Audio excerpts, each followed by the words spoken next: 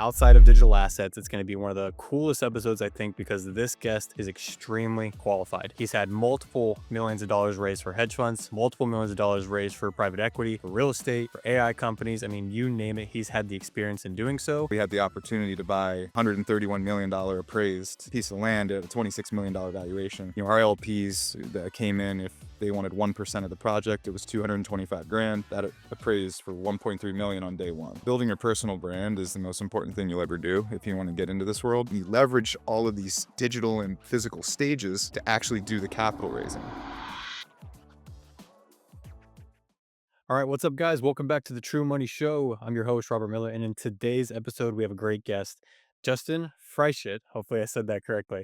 Close enough. Close enough. But he is one of the best kind of capital raisers and really just has his hands in a lot of different things. And I think it's going to be a lot of value to you if you're watching, if you're a credit investor, family office, or really just looking at ways to expand your net worth through different vehicles. It's going to be a very interesting episode. Outside of digital assets, it's going to be one of the coolest episodes, I think, because this guest is extremely qualified. He's had multiple millions of dollars raised for hedge funds, multiple millions of dollars raised for private equity, for real estate, for AI companies. I mean, you name it, he's had the experience in doing so, not only in the past, but right now, they're doing some really big things. So, with that said, Justin, good to have you on, my man. Yes, sir. It's great to be here. I'm excited for this. Absolutely. So we've known each other for quite a while. We've been in the finance space, obviously, for some time. So the space becomes a bit small once you go to a bunch of different events and handshake and stuff. But really, through all of these events that I've met you at, you've had so many deals and things that you've raised capital for, as you've been the trusted source for a lot of it. So take me back a little bit to how you even got started in capital raising and having all these deals. I mean, I know there's a big story there, and I'm sure they'd love to hear it. Yeah, it's interesting because this is not my background at all. So had an organic food company for a decade, did that with my dad, exited that to a private equity firm. That's kind of what got me in the space. But what's interesting is the whole time we're building that organic food business, I wasn't reading about food. I was studying capital markets, investing. I was always so curious about that world. I just had a limited mindset of, well, I could never be a hedge fund manager, do any of this stuff because I never graduated college. I didn't get my MBA from Wharton, like all these things that you think you have to do to be in this world. Like I did an intern at Goldman Sachs, stuff like that. But in the process of exiting to private equity, I met a billion-dollar fund manager that also had no degrees. And I was like, wait a minute, anybody can really do this. So that kind of got me interested in, I had zero relationships in the space, had zero into it. So I just hit the road going to high-end events like where I met you. Just trying to be curious and meet people in the space. And that's where I found my first couple partners that, had access to incredible deals. And I just brought my skill set to the table and just kind of repackaged that to enter a world that I was really curious to be in. Super cool, man. So where there's a will, there's a way, obviously. But so it sounds like you came from more of an operator mindset prior, which I think is really important because whenever someone hears capital raiser, usually it's just, hey, what money can I raise for investors and throw it into a deal that really isn't underwritten by a good team or anything like that. So let's talk about the business that you were in, about the operations with that, because I think it's a really key point when people are trusting someone that's raising capital or, putting it into other deals. So what happened with that exit and what were you doing in that food company? Yeah, food space is incredibly difficult. Very thin margins. I mean, looking back on it, it was a great experience to learn how to operate a very difficult logistical business like that. Brick and mortar, walk-in freezers, massive utility bills, trucks on the road, employees crashing into people's homes and then repairs, cold storage. You've got product that can go bad. So all of these logistics, I think was great in terms of the background of being able to look at things on a big operational scale. But I also learned that the vehicle you choose is incredibly important because if we had, let's say, done solar instead of food delivery, we would have had probably 20 times the multiple we did at the exit. Mm. So that's what kind of got me involved in the space that I am in now, which is obviously there's no better margins than the money world. But if you're going to be raising, let's say on the public side, an AI SaaS company is going to command the highest multiple of any business in a public market right now. So that's kind of the way I look at it now is, the effort you put in, the skill sets are going to be the same, but where can this have the most leverage to have the most success for the effort? Interesting. Yeah, that's why a lot of people go to the finance realm overall, or they graduate into it through a vehicle. And, that's selfishly, that's what I'm doing as well, is getting out of certain spaces and rotating more into finance. And so when you did that though, rotating, you said you met a billionaire or a $1 billion fund or whatever the case was to learn this stuff from, and he didn't have those credentials that, a lot of people make the excuses to have in order to do this. So what beliefs did he sort of instill in you through that transition that made that unlock occur? Because I think some people are blind to it, even if the opportunity presents themselves to actually do that change. So what was it that made you think that you can actually continue forward and do it? Oh, I think it's just a genuine curiosity. Being willing to be the dumbest person in the room, have the least credentials in the room, still show up, regardless of how inadequate you feel. You're just never going to be qualified for something you've never done. So I think that was the biggest thing was just being willing to get around those people. Like I joined the family office club. We were brand new starting the fund and, didn't raise a dollar out of there because, institutions, family offices, they have, parameters. They wanna see your track record. They wanna be a certain percentage of your fund, and I didn't qualify to do business with any of these people, but I just wanted to be around them. I just wanted to learn from them, and I just kept putting myself in spaces like that, and then the first fund we launched, came out of a great relationship. My partner, his neighbor happened to be a managing partner at a 5+ billion dollar private institution doing late stage private equity deals, and he gave us a shot and said, "Hey, you can go fund to fund with us." And all of a sudden, I've got access to some of the best deals in the world because of one relationship. So I think it's just understanding that everything is one relationship away at all times. That's awesome. That's awesome. So let's talk about some of the exciting stuff that you have your hands in now that came from those relationships, right? I think you guys just raised a very big real estate deal in Chattanooga. Are you still currently raising for that, or We are on the debt side. The equity's gone. We only had 3 million of equity available. There's some big billion-dollar partners in that project, and one of them's retiring and just he's phasing out of a lot of his development deals. He's got a huge hotel empire. So that's how we had the opportunity to buy $131 million appraised piece of land at a $26 million valuation. So, our LPs that came in, if they wanted 1% of the project, it was 225 grand.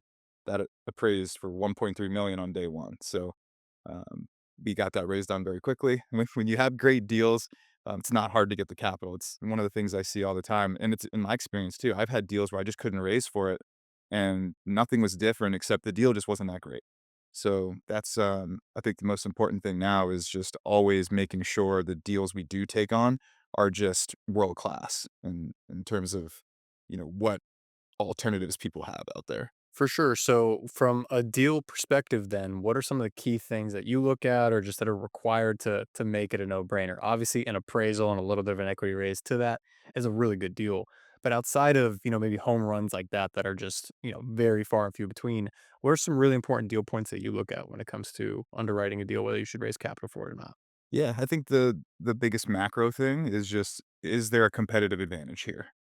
Right? Like, let's take the crypto side of things, right? Like, I won't buy crypto at the market price because everybody can buy it at the market price. But if I have an opportunity to get in on a mining operation that gets the power at cost because they've got some relationship or whatever, now there's a competitive advantage for me to go into the space. So that's what I look at. It's like, anybody can buy a multifamily apartment complex and, have an 8% pref and, you know, those deals are everywhere. But can you buy it off a bank for pennies on the dollar? And you know, bake in a massive profit even if the project doesn't go very well. So I think that's kind of what you look at is you put in all your contingencies for everything that can go wrong and do we still make money? Interesting. And so you do that on behalf of obviously your funds and all the projects that you're working on, I assume, correct? Yeah, I mean, I have partners that are really in the weeds on the underwriting side of things.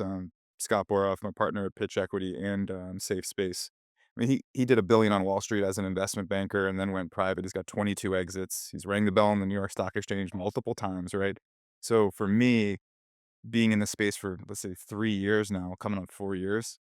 In the beginning, we were trying to bootstrap things ourselves, and now I'm looking at it, okay, how do I get much better partners that I can attach myself to that can take me a lot further faster, and I can learn a ton from them. So, Scott does all the deal flow for us. Super cool. Yeah, if you're the smartest in the room, you're in the wrong room, right? So, and that's another thing too. In finance, you have to have the deal flow in order to be able to pull that shot, which is raising the capital, et cetera, for it. A lot of people that I've at least spoken to don't have enough context on certain deals or on certain markets that if as soon as they see a multifamily, they try and go raise capital for it because they don't have that abundance mindset of there's deal flow out there. Don't just settle for the simple 2% cap rate or 6% cap rate. There's bigger deals out there. I think you were saying just on the deal that we were talking about prior to this interview, 16% just on the debt side on a real estate project compared to having to do the whole equity and the NOI and trying to get a 6 cap rate. I mean, there's two different games, but if you don't have the right vehicle or deal flow, um, that's where people settle for the lower rates Yeah. and lower returns. So very interesting. But let's talk about that new AI startup company that you ever, not necessarily a startup, but the company that's been around for a while and now enabling AI as to really expand their global footprint, but also the local footprint. So let's talk about Safe Space and how you got involved and what it's all about. Yeah, so I got, recruited. I'll just kinda preface this. Building your personal brand is the most important thing you'll ever do if you wanna get into this world. I got recruited and networked into everything based off of my influence, right? I raised my first 10,000,000, first year doing it, never raised capital before, and it all came through Instagram and, the shows I was able to do, the people I was able to meet. So Safe Space was no different. Coach Michael Burt, was actually doing a deal with my dad, and they were looking for, someone to run investor relations at Safe Space and do a capital raise because they had never raised any capital. They were already public off of a bootstrap from the founder. I mean, they put all the money in. So they were like, we need to bring somebody in that knows how to do this, that can manage our private investor relations and the public side. They flew out to Vegas to see me, and we inked a deal and joined the board there. And we needed to raise 6 million to just put on the balance sheet at the company. The company has no debt. It was just simply to check the box of 2 years of burn rate to uplist onto the New York Stock Exchange. So we did that. We called it a friends and family round. We just went to our warm network, and it took about 3 weeks. And we raised 10 million. We had to start turning people away, which is a pretty exciting dynamic. So we put that 10 million on the balance sheet, and then it's been all about just product and checking boxes to uplist. So we're fully audited and reported as if we're already on the New York Stock Exchange. We've hit the shareholder equity requirement, the round lot shareholders publicly. The only box left to check is a $2 stock price. So it's just a word of mouth game when you're on the over the counter pink sheets. Institutions can't buy your stock, financial advisors, broker dealers, like nobody can recommend it. And there's no analysts covering it either. So it's just a bootstrap. It's a game of this going on shows and just, spreading the word about the company and what we're doing. And, people like it and they buy the stock that helps us, really take this to the next level when we uplist. Interesting. And so you guys are providing AI safety tech. Is that correct? So let's talk about the product a little bit because every company is really, the foundation is the product or the service that it's delivering. With real estate, it's the real estate deal with, mining or algos, whatever, that's the product. So what's the product that Safe Space is developing and continuing to gain traction on right now? Yeah, they call it multimodal AI. Safety solution, right? So it uses cameras, ambient technology to solve problems. Let's take a nursing home, for instance. Right now, they're all understaffed across the country. You could have, grandma falls in her room, breaks her hip, could be on the floor for 8 hours before anybody finds her. So if you got the AI in the corner of the room and she falls, it does fall detection, sends a clip to whoever it needs to go to, and then that person gets help right away. With dementia patients right now, they use things like WanderGuard, these wearables, and they don't know why they're wearing them. They'll cut them off, and then they'll get out of the facility, get hit by a car, right? And then, these nursing homes have, or senior care facilities have seven-figure budgets for elopement fines. So the technology can use facial recognition and say, okay, this person is flagged, and it'll automatically lock down the door so they can't get out. So it's technology that saves lives in lots of different ways.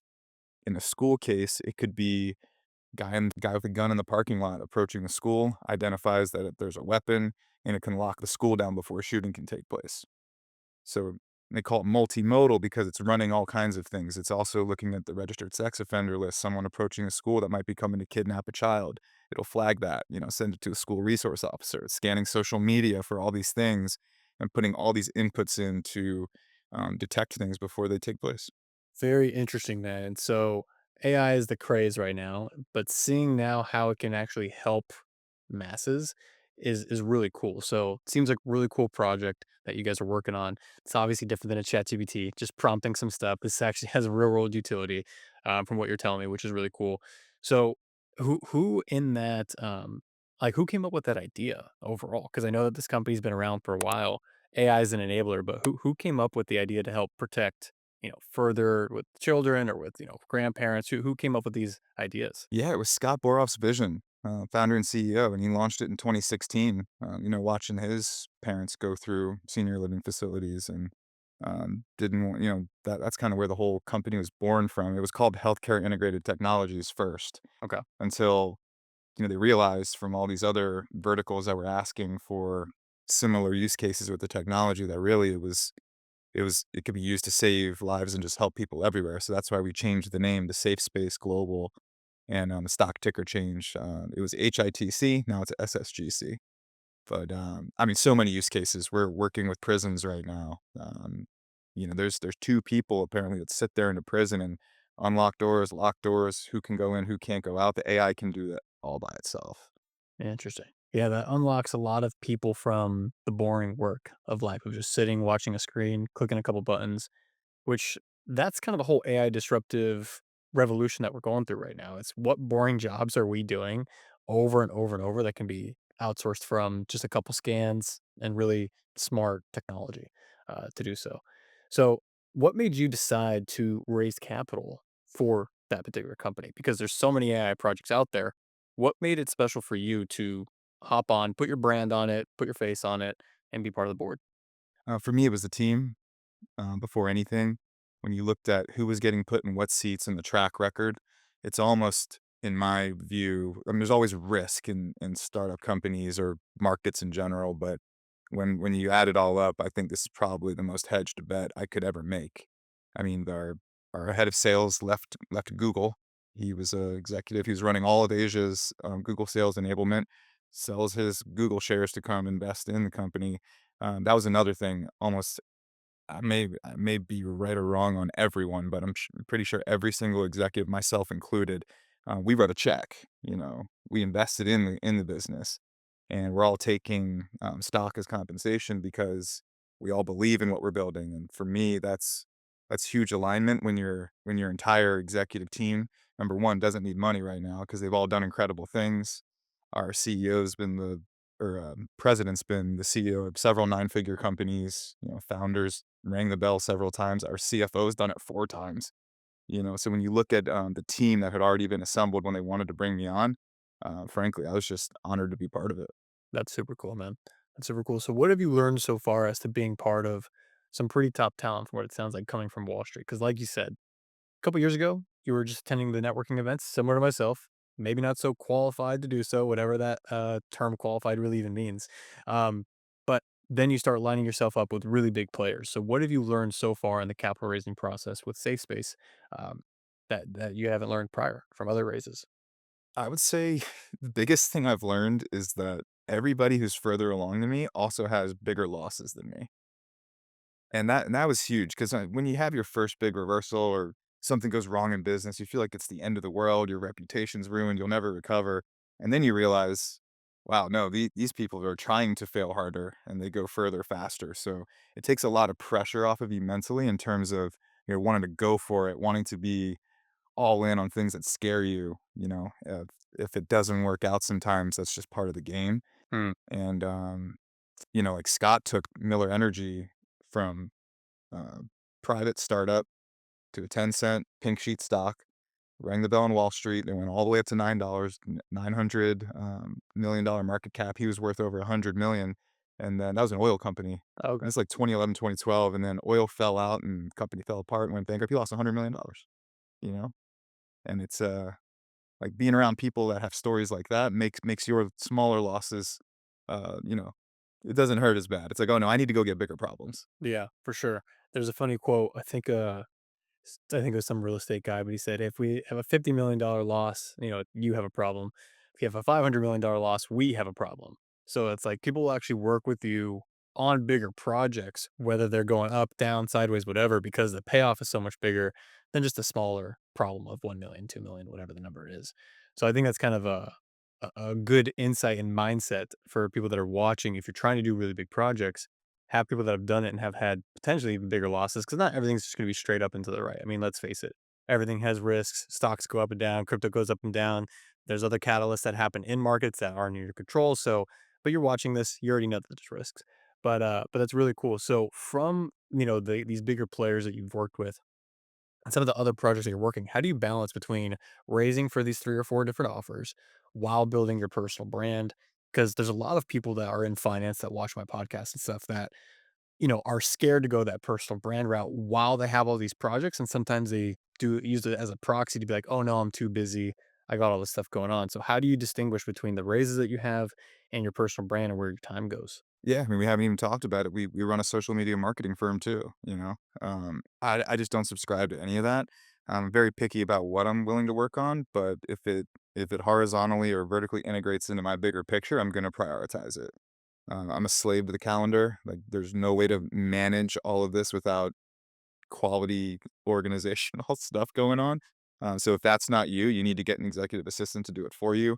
But I think in every single instance where I'm dealing with a high level player um, in the marketing business that's saying they don't have time, they're not just not prioritizing the time. Yeah, they're just not committed.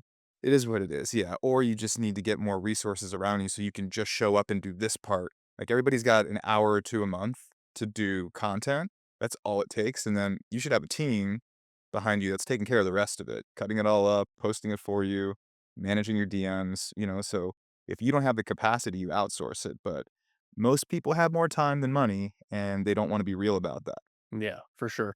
And to your point about getting all that stuff chopped up, I mean, it's not as expensive as it used to be. It used to be a lot more pricey because it was all manual labor, but with AI, different set of AI, tech, but with AI, I've even seen my costs not only, reduce dramatically, but so much more output can get done.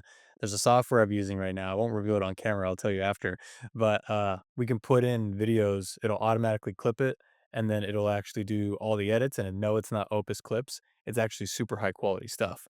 And what I used to pay my editors either a retainer or, $120 per video, then, you try and bring that down, $10, I can get like 70 videos out. So it's literally just shooting the content to get the distribution and stuff like that out. So, but like you said, it's all about leverage, whether it's leveraging your time to do high leverage activities like this, or, using software to do things, or having people on your team to manage your DMs and that kind of stuff. So with the personal brand though, you mentioned that that's helped you raise a lot of capital.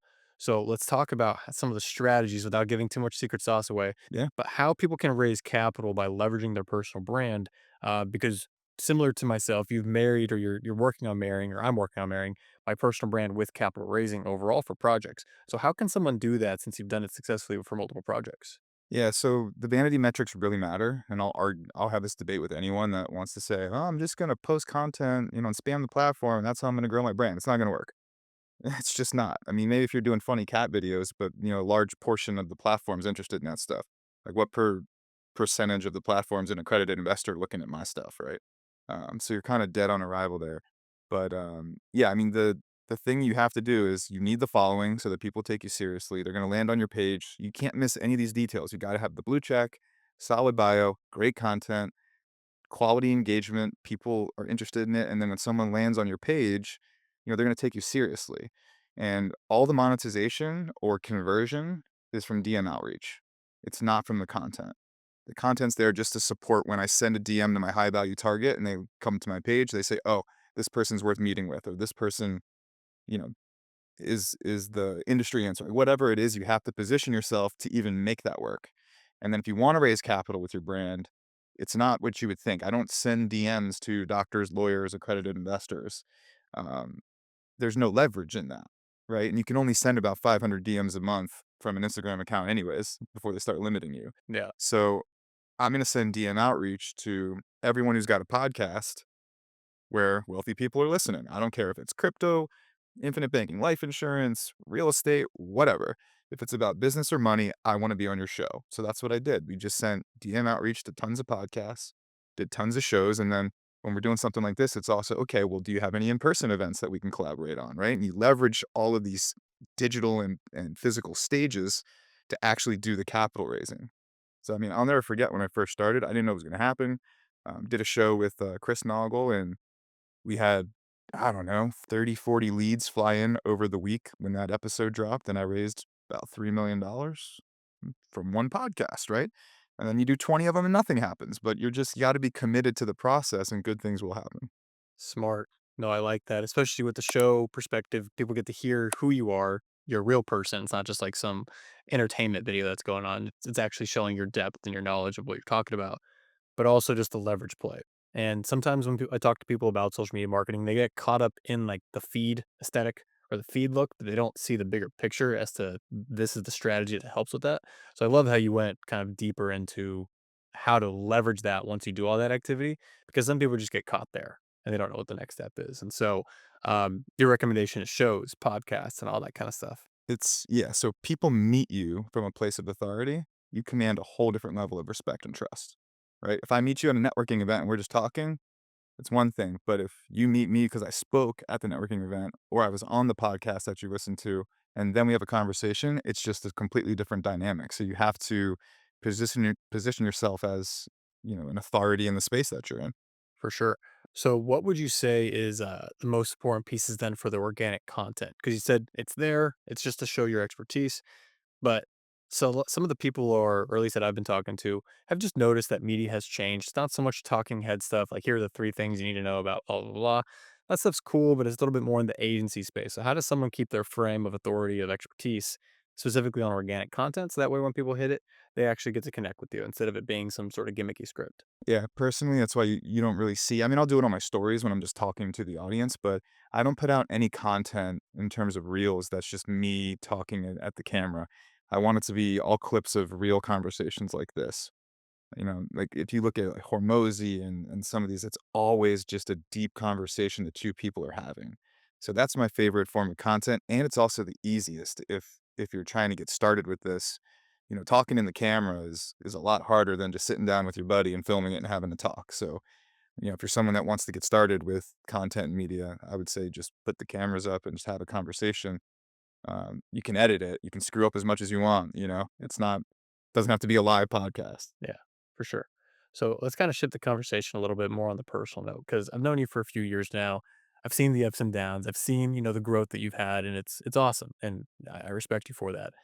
What's been your why throughout this whole process? Raising capital is a cool profession. Hedge funds and real estate's a cool profession. All this stuff is great. There's always industries that have really big, limits where you have more growth. That's awesome. But what's driving that for you personally? Man, I think it's just a pursuit of being so genuinely curious to figure out everything in life. Like, how can I be the healthiest? How can I just max out capacity? What else can I learn? And then you start to see angles and paths. And it's one of these quotes like, if you can, you must. Yeah. And it's like I just have this fear of getting to the end of my life and not living it. So for some people that might be, jumping out of airplanes or whatever. For me, it's just genuinely like I love people and building things with people and just it's so exciting to see, to learn how to do the public side for the first time right now. Having a big piece of something big is super exciting. And the fact that, we might be the people that ended school shootings in the United States of America, like that type of mission is something you got to work towards. Like at first it was like, can I just figure out how to take care of myself and pay my rent Yeah. when I'm doing door to door sales, right? And then you start to max out your capacity. I think what happens to most people is you will get good at what you're doing. You'll feel worthy finally, and then you're gonna get stuck there because it's comfortable. The hardest thing to do is to go back to 0 and go do it again in a better, bigger vehicle. So that's, kind of the way I look at the ladder of what I'm doing is, like, am I in a mundane mode, or do I need to level up into something more challenging to keep it fresh and go bigger farther? So how often do you have those reflective moments? And it's funny that you said the latter.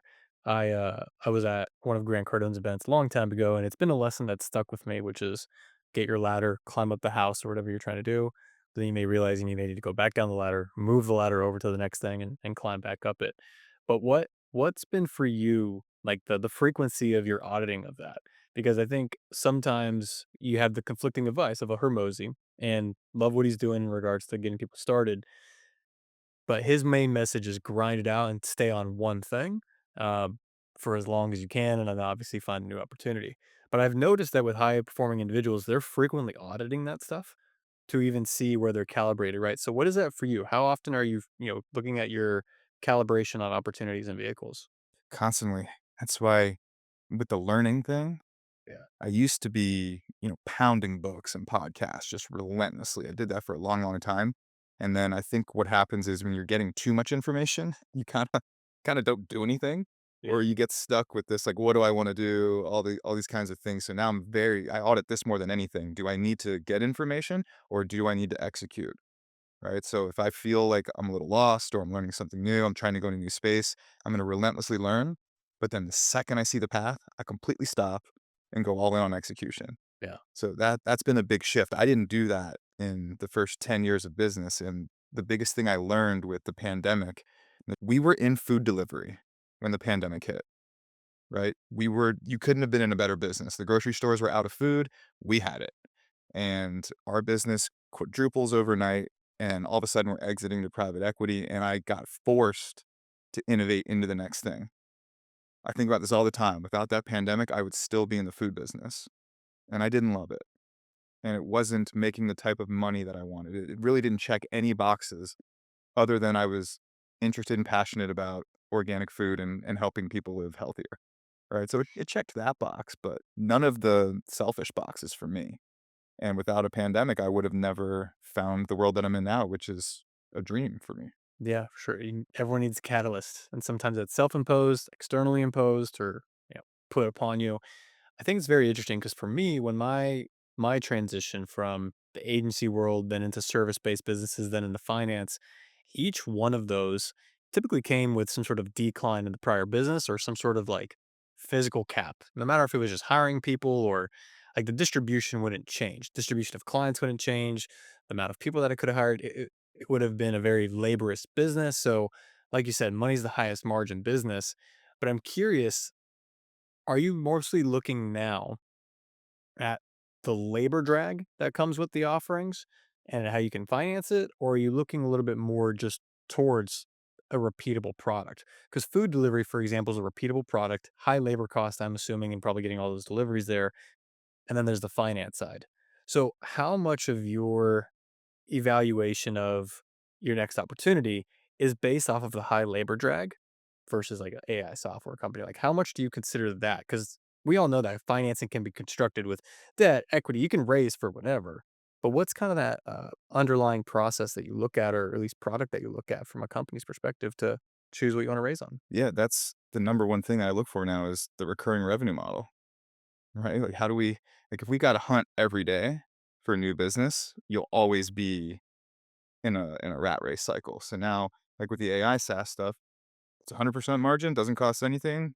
They pay per month per camera forever, right? So you make that deal happen one time, now you got a new baseline of recurring revenue, and that's where your multiple, like when you want to create, it's when you're in a small business like at Heartland Foods, we just wanted to get to 1,000,000, 5,000,000, 10,000,000. This is something that can go to 1,000,000,000 and sustain with mass adoption. So I look at the addressable market of what we can create, and if it is going to have heavy logistics or drag, Yeah. you need to have an excellent team that knows how to handle that. Mm, So for me, I'm not interested in managing something like that ever again. So it's got to be somebody else I'm partnering with that's good at that. okay. Gotcha. Gotcha. So your why is more around growth, lightweight businesses that have a recurring revenue model.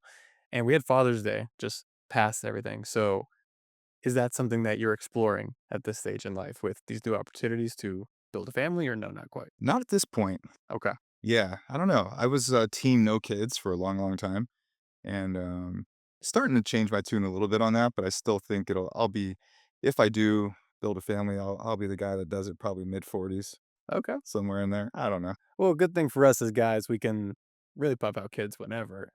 That's our benefit. But no, I mean it's really cool to see the projects that you're working on, your why change, and the evolution of what you're doing, man. And so really, I'll kind of end it with this: is if people are trying to connect with you, do you offer services to learn on how to capital raise, or are you just helping them with personal brands?